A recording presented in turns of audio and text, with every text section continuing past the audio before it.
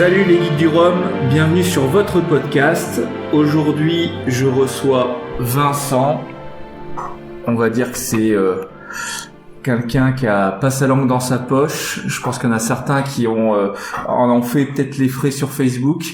En tout cas, voilà, c'est un membre encore éminent du RCO, après Damien. Notamment, ils se connaissent très bien. Je le remercie vraiment d'avoir accepté d'être là aujourd'hui. Je suis content de l'accueillir. C'est quelqu'un qui m'a, quand je lui ai parlé de mon concept, qui m'a tout de suite encouragé. On a tout de suite bien sympathisé. Et donc, je le remercie d'être là aujourd'hui, Vincent. Merci à toi. Merci à toi de m'accueillir. C'est super cool. Toujours un plaisir de partager des moments comme ça. Et puis voilà, on va se déguster quelques trucs là aujourd'hui, ça va être bien sympa. Ouais, on a une belle line-up. Il a ramené des très très très belles choses, Vincent. Pour vous donner un peu une idée là, ce qu'on a sur la table, on a un XO de chez Nesson, donc plutôt ancien Nesson, ancienne version. Ouais, ancien embouteillage. On est plutôt dans les débuts des années 2000 là, donc. Ouais, c'est très sympa. Ok, moi j'avais beaucoup aimé le vieux et comme me disait Vincent, ça fait un peu le clin d'œil, donc c'est plutôt cool. On a un HSE à la française, donc le XO qui est sorti il y a pas très très longtemps hein, finalement. Ouais, il a à peu près un mois, un truc comme ça, donc. J'ai hâte de goûter. J'en ai entendu du très très bon, donc. Ouais, surtout que là il a eu le temps de s'oxyder un petit peu, donc c'est vraiment très sympa à boire ça. Ça marche. Moi, j'avais prévu un Kill Devil Guyana réduit. C'est pas un rhum que j'apprécie fortement, mais comme avec Vincent, on a goûté un Guyana qui était plutôt très très bon de Berry Bros vendredi dernier. Voilà, c'était juste pour faire un petit clin d'œil et voir que quand même il y a des différences et que tous les rhums ne sont pas forcément à notre goût. Voilà. Donc je suis plutôt intéressé par l'avis de Vincent sur celui-ci. Voilà. Après il y a un petit biel Can Bio. Moi j'avais goûté un biel mais les biel plutôt c'était la gamme tout venant qu'on trouve un peu partout.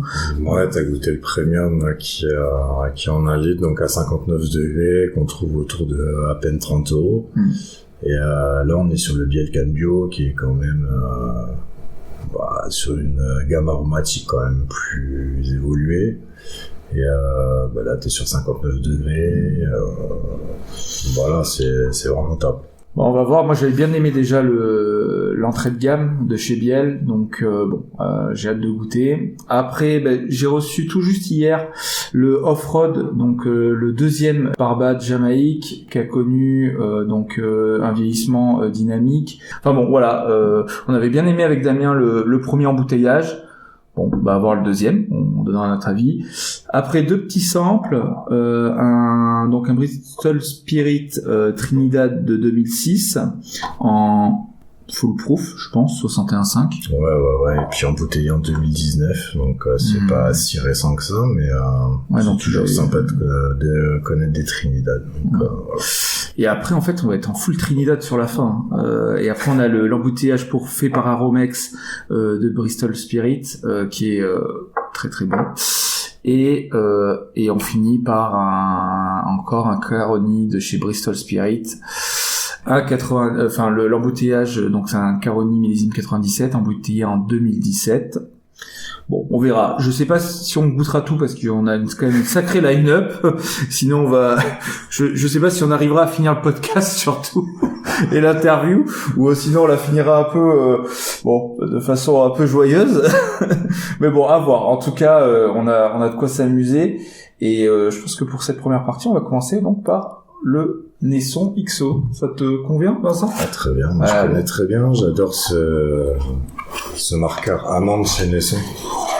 Donc, oui, en effet, oui, c'est les anciens embouteillages avec la bouteille comme ça, avec le liseré vert. C'est très beau. Franchement, très sympa.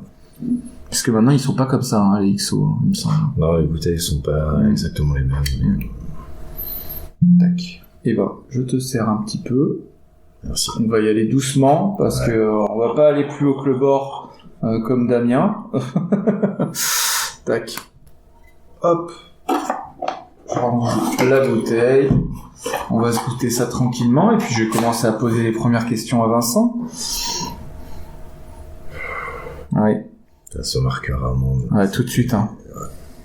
Un petit peu d'alcool malgré que la bouteille soit oxydée et que le niveau soit qu'à moitié, mais ce qui est flagrant quand même chez Naisson, c'est en effet ce marqueur très sur l'amande. On a un peu quand même les épices qui sont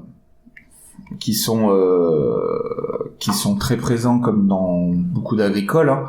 Mais et puis un bois qui est assez noble à chaque fois. Ouais, assez noble et assez discret aussi. Quand même. Et mais le nez est très délicat, hein. On n'est pas sur quelque chose qui va nous agresser le nez comme pourrait faire dans d'autres même d'autres agricoles, hein, qui peuvent être beaucoup plus prégnants au nez, beaucoup plus puissants. Là, on est vraiment sur quelque chose de tout en délicatesse. Ah oui. Il y a aussi comme là, récemment, comme je te disais, j'avais goûté le 15 ans avec il y avait aussi un très fort aspect noisette, et là j'ai l'impression que je le ressens aussi au nez encore.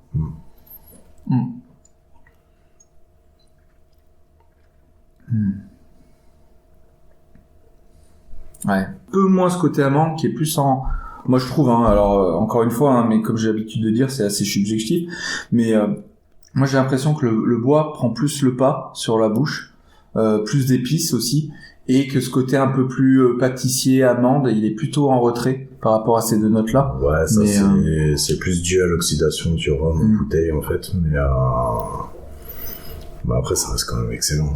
Ouais, de toute façon Naisson, c'est si vous voulez une valeur sûre, vraiment, allez-y, Franco. Là récemment, j'ai racheté un Profil 107 que j'ai adoré, qui est comme le vieux. Je trouve que c'est des rhums qui sont très glouglou, qui se boivent très bien si on veut être dans un moment un peu tranquille. Moi, je sais que j'aime beaucoup écouter de la musique quand je bois mon rhum, et c'est vrai que les Naisson, c'est tout en délicatesse, c'est super. Ouais, c'est raffiné. Ouais. Et on va commencer. Présente-toi un peu, Vincent, parce que c'est vrai que j'ai fait une pré-présentation, mais voilà, un peu caricaturale. Mais présente-toi un peu plus profondément, en tout cas. Qui es-tu ? Je suis Vincent, et aujourd'hui un des 4 nouveaux administrateurs du Rhum Club de l'Ouest. Et voilà, on part sur une dynamique autre parce qu'on refond un petit peu le RCO, et du coup voilà, on va essayer de donner un coup de booster à tout ça en créant d'autres événements, en continuant à... Ça fait combien de temps maintenant que t'es au RCO ? Bon, parce qu'il y a l'officieux et l'officiel. C'est ça, j'ai l'impression. Le RCO, c'est vraiment depuis le tout début, parce que il y a eu le RCNA avant, dont j'ai fait un petit peu partie, mais en tant que membre relativement passif, parce que ça a pas duré très longtemps. Et voilà, le RCO, ça a été au fur et à mesure des connaissances aussi que ça s'est fait, et puis voilà, on prend du poids, des connaissances, et voilà, c'est relativement cool. Ok. Donc, comme disait, on y reviendra un petit peu au RCO et au projet que vous avez pour cette année et puis pour les années à venir. Mais concentrons-nous un peu sur toi. Toi, finalement, comment t'en es venu au rhum ? Enfin, quels a été tes premiers pas dans le rhum ? Comment on reviendra sur la passion en elle-même, mais finalement, comment a été tes premières aventures avec notre boisson préférée ? Ouais, le rhum, j'ai découvert ça par le biais d'un pote à l'époque, il y a une quinzaine d'années. Et voilà, il voulait tout le temps boire ce qu'on appelle Tiponche. Donc voilà, même si lui il le faisait pas comme je le fais aujourd'hui. Voilà, c'était... Alors, dis-nous comment tu le fais aujourd'hui et comment tu le faisais avant. Là, aujourd'hui, c'est vraiment pointe de sucre, vraiment pressé lâché d'un zeste de citron vert. Ouais. Tu mélanges un petit peu pour que ça dissolve un petit peu le sucre au départ. Ouais. Parce que l'acidité du citron fait dissoudre le sucre un petit peu plus rapidement. Donc, c'est pratique quand tu utilises genre de la cassonade. Ouais. Tu nous conseilles plutôt cassonade que sucre blanc? Ouais, moi je suis très cassonade au départ. Après, t'as quand même t'as plusieurs types de sucre. Autrement, je suis quand même pas mal miel. Damien me disait ça, que le miel c'était top pour faire des petits ouais, aussi. Quand t'arrives à trouver du miel de Guadeloupe directement importé, c'est... Il me semble que Naisson fait du miel aussi. C'est ce que nous disait Mathieu, je crois. Mathieu a parlé d'un miel Naisson. Ouais. Ça donne un plus quand même au petit punch. Ça donne une dimension autre. Ok, et comment tu les faisais avant alors? Parce que... quelle est la différence? Avant, c'était tout connement, comme tout le monde, avec du sirop de canne à sucre canadou. Et... Ouais, c'est vrai que il y a beaucoup de gens qui font ça. C'est vrai que moi j'ai pris l'habitude de faire la cassonade, mais c'est vrai que quand tu vas chez les gens, souvent ils utilisent le sirop. Sirop de sucre de canne, et puis ce que t'achètes en supermarché c'est du canadou. Donc voilà, j'ai commencé par là avec des rhums de supermarché aussi, et puis. Donc pas de diplomatico, pas de Don Papa au début, c'était ça a été après. Après. Ouais, ça a été après, mais c'est vrai que au tout départ, ce pote en question m'avait dit aussi que le rhum HSE Black Sheriff venait juste de sortir, et du coup, voilà, ça a été mon premier rhum vieux en fait. Ok. Ouais, mais ça venait juste de sortir il y a peut-être 13-14 ans, je pense. Ah oui, ok. Donc ça fait quand même assez longtemps que tu bois du rhum. Après, la passion en elle-même, elle est arrivée comment? C'est-à-dire c'est qu'au début ça a été très longtemps dilettante. C'était vraiment, je m'intéresse vraiment de loin au rhum. T'aimais bien boire ça en soirée, tout ça, mais ouais, voilà. Et puis voilà, c'est au fur et à mesure des rencontres des gens que je me suis intéressé au rhum plus particulièrement. Okay. Et j'ai vraiment commencé à m'intéresser à ça à cause des Tissed, en fait. Ok. Ouais. Donc rhum arrangé. Rhum arrangé parce que j'avais entendu dire que Cédric faisait un blend de rhum agricole, donc Guadeloupe et Martinique. Il me semble que c'est Longto, non? Longto et HSE. Et HSE. Ouais. Donc du coup, tu dis, tiens, c'est un blend de Longto et HSE. Tiens, c'est quoi Longto, c'est quoi HSE? Tiens, s'il y en a un qui vient de Guadeloupe, l'autre de Martinique. Qu'est-ce qui se passe ailleurs en Martinique? Qu'est-ce qui se passe ailleurs en Guadeloupe? Ouais. Voilà, tu commences à élargir tes connaissances et... Ok, donc t'as commencé par les Tissed. Et c'est lequel ton préféré là aujourd'hui de Tissed? J'ai une large préférence pour le Guamaré. Ça, c'est citron gingembre, c'est... Qu'on trouve assez facilement, parce que je sais que Tissed, ils font quelques séries, on va dire qu'il y a des impondérables, c'est-à-dire c'est toujours ceux qu'on peut retrouver un peu dans les caves, etc. Et puis il y en a, c'est des séries un peu plus particulières, mais celui dont tu parles, c'est quelque chose qu'on trouve assez facilement. Le Guamaré, c'est un permanent, donc ça, là-dessus, il n'y a pas de souci pour en trouver chez n'importe quel caviste. Ok. Ouais. Et c'est vraiment très bon. Ok, donc Tissed. Après, donc tu t'es intéressé donc beaucoup agricole, si je comprends bien. Du coup, je me suis surtout intéressé au blanc en fait, blanc agricole, parce que le blend de Cédric est un blend agricole. Ouais. Mais après, du coup, je me suis aussi vite intéressé au rhum blanc de Mélas. Bon, alors moi, je suis moins connaisseur en blanc, clairement. J'ai goûté quelque chose, notamment le River Antoine, qui est, moi je trouve très très bon. Après, c'est quelque chose d'assez clivant comme rhum blanc. Je sais qu'il y en a qui aiment beaucoup, d'autres qui aiment pas. Moi, je trouve ça excellent. Ça colle. Il y a une note métallique aussi à la fin qu'on se demande ce qu'elle fait là, mais c'est rigolo. Ouais. Je le trouve vraiment atypique et c'est pour son côté atypique que je l'adore. Ok. Donc, en fait, tu t'es parti dans le rhum blanc assez fortement, si je comprends bien. Et par rapport au rhum blanc, c'est quel rhum blanc t'a un peu fait basculer, on va dire, où tu t'es dit c'est ça le rhum, en gros? Vraiment les blancs qui m'ont fait basculer, ça a été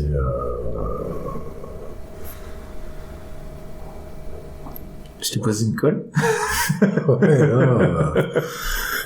Ouais, il y a pu y avoir les parcellaires de chez Longto, ouais, qui qui sont vraiment top. Hein. C'est voilà. Après, au fur et à mesure du temps, tu vois, il y a un premier Constellation qui sort, il y a un deuxième Constellation qui vient de sortir, qui est apparemment très très bon. J'ai pas encore goûté, mais ouais, j'ai goûté, c'est vraiment top. Ils ont fait un vieux aussi, du coup, qui est bon aussi a priori. Ouais. Est-ce que je peux dire pour une fois chez Longto, parce qu'apparemment c'est les vieux chez Longto, c'est pas. Alors moi perso, c'est pas ma cam. Toute la gamme Harmonie, c'est pas mon délire que ce soit. Mais il paraît qu'en rhum blanc, par contre, c'est. Ouais, voilà, les rhums blancs de chez Longto, c'est vraiment particulier, vraiment très bon, bien fait, donc voilà.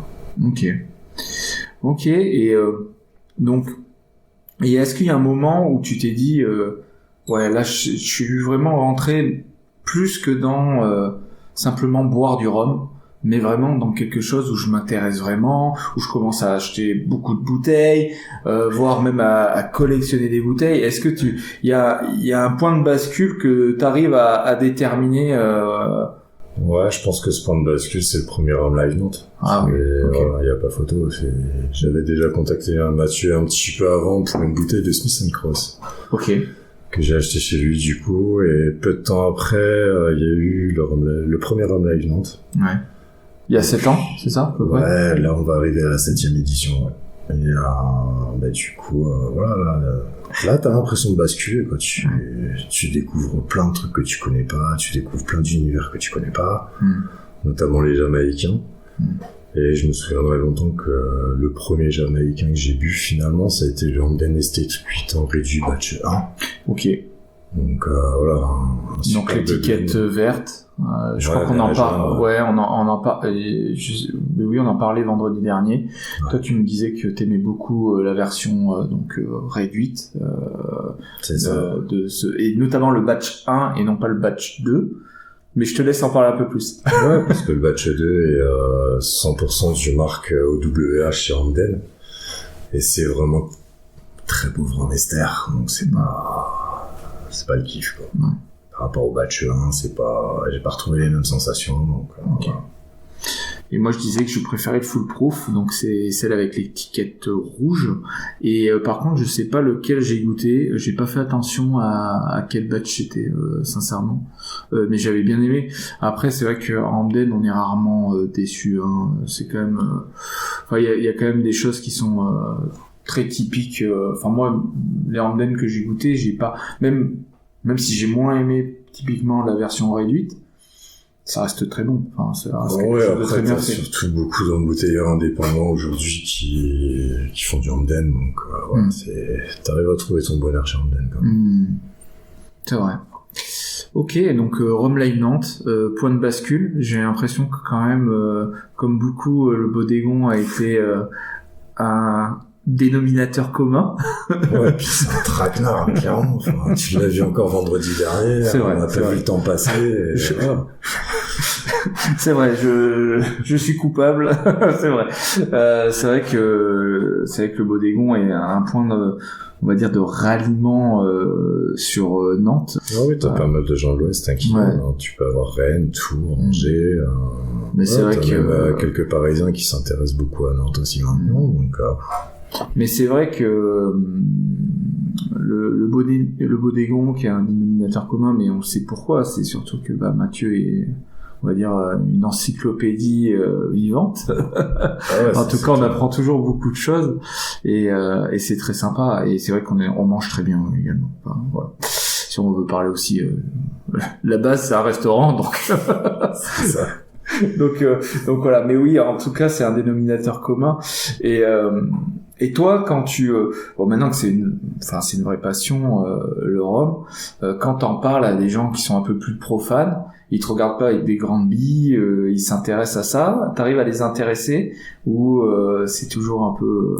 t'arrives à les intéresser quand tu parles un peu de marques que tout le monde connaît, ou de bouteilles que tout le monde connaît à peu près. Donc ça peut être le 3 Rivières 40 degrés que tu trouves en supermarché.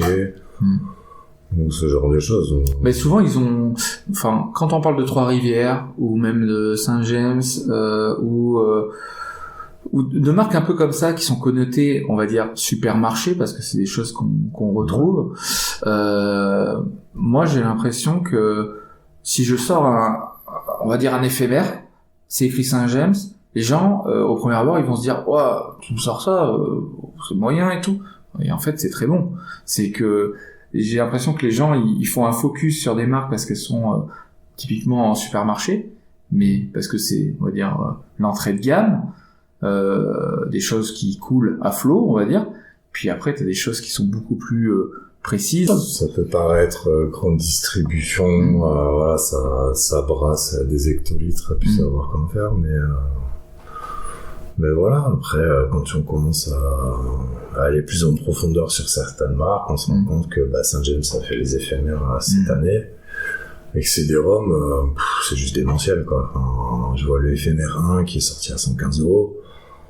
Ouais, c'est quasiment pour moi le meilleur rapport qualité-prix de l'année, même un des meilleurs rapports qualité-prix que j'ai jamais goûté. Et il me semble, si je me trompe pas, sur Romix, ils avaient fait un classement des meilleurs rhums de l'année, et il me semble que le éphémère 1, donc en 2022, était dans le top 5 en tout cas. Ouais, ça m'étonne pas. J'ai pas vu cette info, mais ouais, ça m'étonne pas. Hein, mais pour un rhum agricole, qui représente une part du marché qui est extrêmement faible, c'est top, parce que Romix c'est plutôt quelque chose de très international, donc ça veut dire qu'on arrive quand même ça arrive à ressortir du lot, donc ouais, c'est vrai que les rhums agricoles c'est que 3% de la production mondiale, donc après les éphémères, t'es quand même sur des brutes de fût, t'es pas sur du jus accessible à tout le monde niveau palais. Tout à fait. Donc et puis t'es pas non plus accessible pour tout le monde. Niveau budget aussi, parce que ça reste quand même un certain budget. De toute façon, dès qu'on dépasse quand même 100 €, faut quand même pouvoir les mettre dans une bouteille. Je pense que tout le monde n'est pas là, voilà. Ouais, après, il y a beaucoup de bouteilles que j'ai coûté à plus de 100 € et franchement, ça les vaut largement. Hein, ouais. Oui, mais ça, je prêche un convaincu pour le coup. Et si, je vais peut-être nous servir un petit HSE à la française pour... voilà, tu vois, on parlait de bouteilles à plus de 100 €, là on est sur du 130 € pour un XO, quoi, c'est quand même très cher. Donc 6 ans. 6 ans minimum. Et du coup, je trouve que ça lui vaut quand même, parce qu'il est quand même relativement pâtissier. Ouais. Alors, si je regarde en même temps, parce que moi je suis moins connaisseur d'agricole, le HSE à la française, j'en ai entendu du très très bon. Au niveau spécificité de cet embouteillage, c'est quoi exactement? Donc si je vois, donc c'est une sélection de chênes français, on est sur un blend de plusieurs... T'as surtout une chauffe spécifique en fait là-dessus. Ok. Qui est une autre chauffe que le HSE Confrérie du Rhum. Ok. Et voilà, ça se sent au nez, franchement, le boisé est quand même différent. Je regarde en même temps, donc c'est un assemblage de rhum extra vieux. Ok, donc on est bien sur un blend, on est bien d'accord. J'évite de regarder les notes, parce que après ça part dans les qu'est-ce qu'on sent, qu'est-ce qu'on boit. Ça peut pas mal t'influencer. Voilà. Sur la dégustation. J'évite, parce que c'est vrai que après ça, on est quand même sur un titrage à 51,6 degrés, donc brut de fût. Ouais. Et on est sur 900 bouteilles. Donc je suppose que ça déjà c'est compliqué à trouver. Il a fallu être rapide pour mettre la main dessus, ouais. Ça a été un peu chiant, mais voilà, une série à 900 bouteilles, c'est vraiment très peu, quand tu sais que sur la confrérie du Rhum, par exemple, il y a quand même plus de 47 000 membres aujourd'hui. Voilà, une série à 900 bouteilles ou une autre série à 600 bouteilles comme le HSE Confrérie du Rhum, c'est vraiment très compliqué de mettre la main dessus. Ça part très vite, hein, c'est vrai. Ça part très très vite. Et après c'est aussi très très bon. Voilà. En tout cas, c'est vrai qu'on est sur quelque chose de très pâtissier, mais avec par rapport au naisson, on est quand même c'est un peu moins délicat, on sent qu'il y a un peu plus de corps, hein, c'est normal. Alors je sais pas combien on était sur le naisson. On était à 45 degrés sur le naisson. Ok. Donc il y a aussi ça, hein, on est quand même sur un titrage qui est plus important, on est sur un brut de fût. Ouais, puis t'es pas sur les mêmes notes chez HSE, quoi, t'es sur... Là, il y a la vanille qui... Puis t'as un gros mélange de fruits compotés. C'est vraiment très sympa. Ah oui. Ça tapisse bien le palais, ça c'est clair, c'est gras. Je reprends une goulée parce que c'était très bon.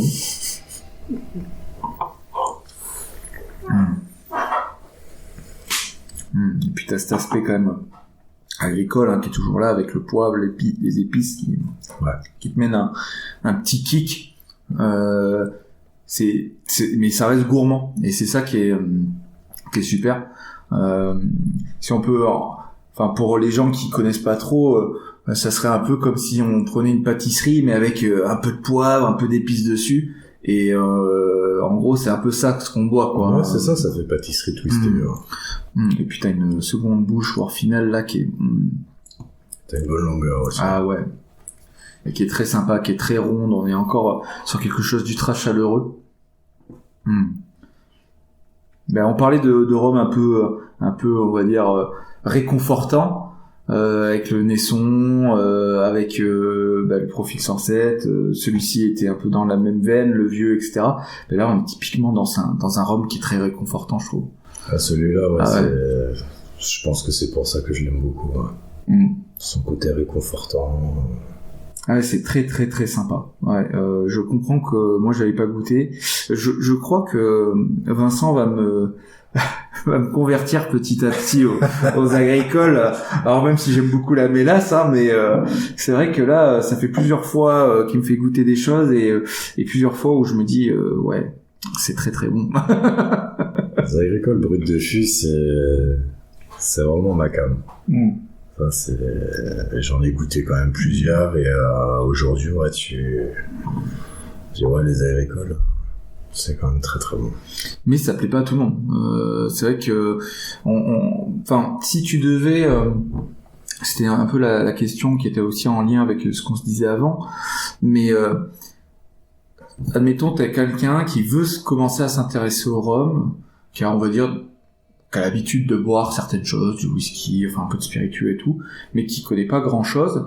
Comment qu'est-ce que, si tu avais, on va dire, un line-up de 5 bouteilles, qu'est-ce que tu lui ferais goûter? Pour l'emmener petit à petit, le mettre le pied à l'étrier. Moi, je pense que déjà, je partirais plus sur les VSOP ou XO, tu vois, c'est pas la peine de partir sur les hors d'âge.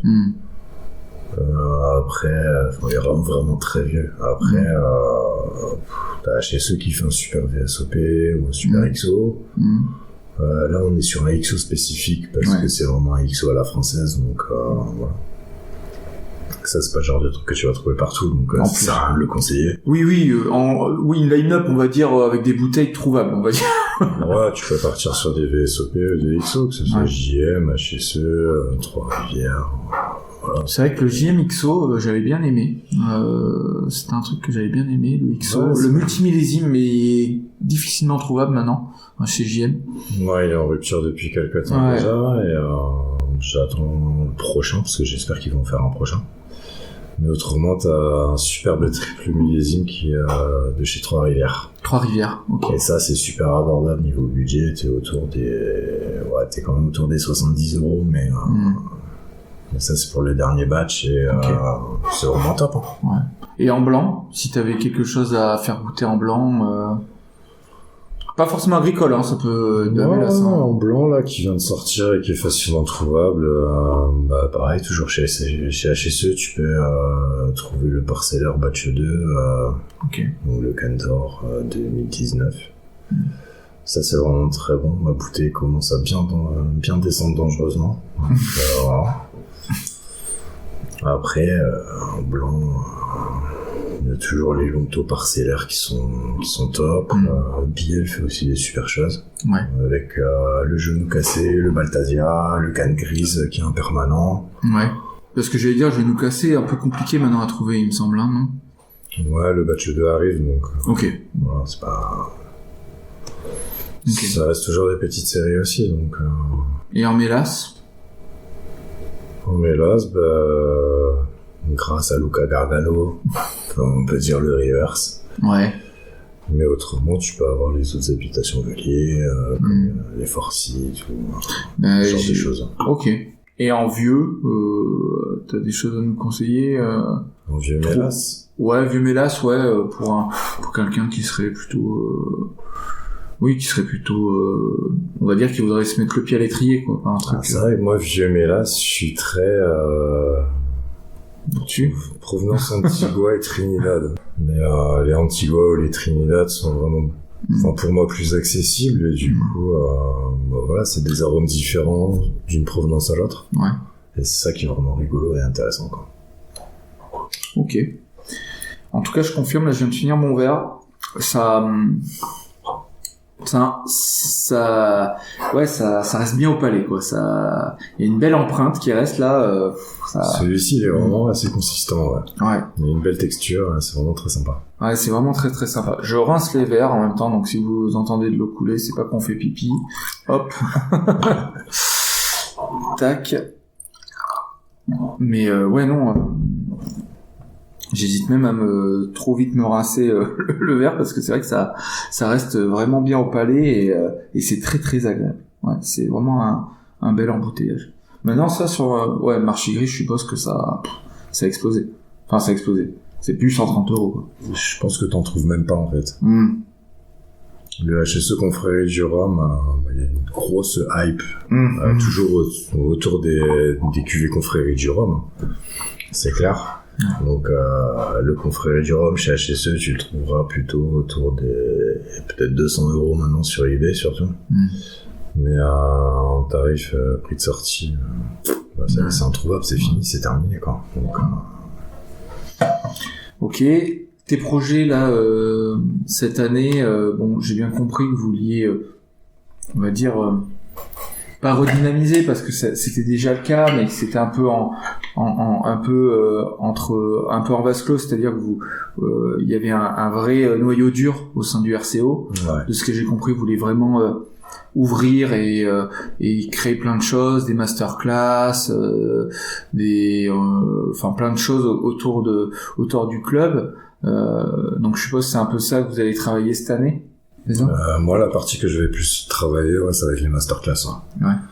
Après, tout ce qui est partie administrative et tout ça, c'est pas mon délire dans la vie de tous les jours. Ouais. Mais voilà, le côté administratif, je vais laisser ça au président plutôt. Et moi, je vais me concentrer plutôt sur les masterclass. Ok. Et voilà, ça devrait être très sympa. Donc cette année, ça y est, ça devrait se lancer tout doucement, quoi. Ouais, il y a quelques contacts à droite, à gauche. Et toi, t'as en perso, on va dire, est-ce que t'as des salons que tu vas faire, que tu vas aller visiter, Pour l'instant, je me contente du Rhum Live Nantes et du Nantes Spirit Festival aussi. Qui est super. Enfin, franchement, l'année dernière, c'était... Sur Nantes, on est quand même bien servi, malgré que le Rhum Live Nantes, ça reste quand même un petit salon comparé au Rumfest. Oui. Ou même à Toulouse, ou même comparé à Bordeaux.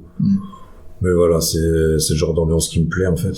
Plus intimiste. Ouais, j'ai pas forcément envie d'aller butiner, aller voir ce qui se passe dans... Ok. Ça peut peut-être paraître un peu péjoratif, mais j'ai pas envie d'aller voir ce qui se passe dans cette espèce de supermarché de Rumfest. Ouais. Donc voilà, c'est... Ouais, c'est un peu trop gros, un peu trop... Ouais, trop de monde, trop de confinement, pas assez le temps d'apprécier, en fait, je pense. Ou même peut-être l'échange avec les brands ambassadeurs qui sont peut-être un peu plus rapides, moins... Ouais, c'est ça fait partie du pas assez de temps pour échanger, pour profiter, tu vois.